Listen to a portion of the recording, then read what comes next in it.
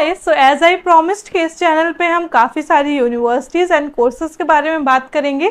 So finally मैं लेके आ गई हूँ आपके लिए BHU का कंप्लीट एडमिशन प्रोसीजर। आपको क्या करना है टू गेट इनटू BHU।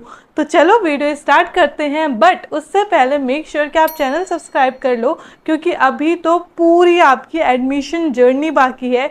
बहुत सारी चीज़ें रहने वाली हैं, बहुत सारे अप्स एंड डाउन्स आएंगे एंड वहाँ पे मैं आपकी हेल्प करूँगी। तो चलो वीडियो स्टार्ट करते हैं फाइनली। सो BHU का एडमिशन प्रोसीजर अभी तक चेंज नहीं हुआ है, ठीक है। जो आपका लास्ट ईयर का एडमिशन प्रोसीजर था वही सेम इस साल भी आपको अभी तक एडमिशन प्रोसीजर देखने को मिल रहा है, क्योंकि पहले ये कहा गया था कि एक कॉमन पोर्टल लाया जाएगा कई सारी यूनिवर्सिटीज़ के लिए जिसमें BHU इंक्लूडेड था, but there is no update and इतने कम टाइम पे वो चीज़ें पॉसिबल कर पाना is I think impossible.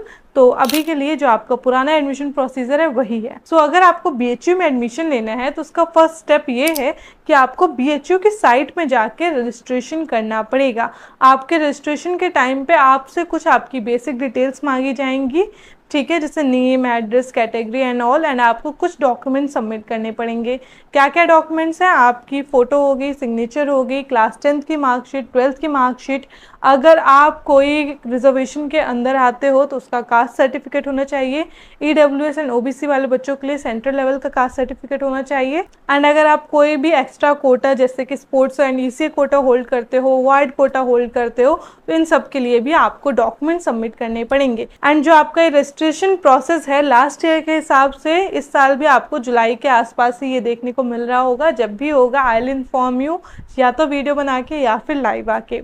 Registration process खत्म हो जाने के बाद आता है second step, that is preference filling. Yes, आपको BHU के अंदर भी प्रेफरेंस फिलिंग करनी होगी। BHU का जो कैंपस है आपको पता ही होगा, 2 कैंपस में डिवाइडेड है। एक तो मेन कैंपस हो गया, साउथ कैंपस हो गया, एंड उसके बाद आपके हैं कुछ एफिलिएटेड कॉलेजेस। तो पहली प्रायोरिटी आप देना मेन कैंपस को, देन साउथ कैंपस को, उसके बाद आपके जो एफिलिएटेड कॉलेजेस हैं, ठीक है। इसमें भी आपको एक कॉलेज प्लस कोर्स का कॉम्बिनेशन सबमिट करना पड़ेगा, क्योंकि आप एक से ज़्यादा कोर्सेज के लिए भी एलिजिबल हो सकते हो। तो आपको कौन कौन से कोर्स करने हैं, किस ऑर्डर में करने हैं। फॉर एग्जाम्पल अगर आपको BSc करनी है पहली प्रायोरिटी में FMC से, ठीक है, फिर उसके बाद आपको करनी है BSc फ्रॉम MMB, ठीक है। तो आपको ऐसी एक पूरी लिस्ट बना के सबमिट करनी होगी, एंड उसी लिस्ट के बेसिस में आपके चॉइसेस के अकॉर्डिंग आपको कॉलेज अलॉट हो रहा होगा।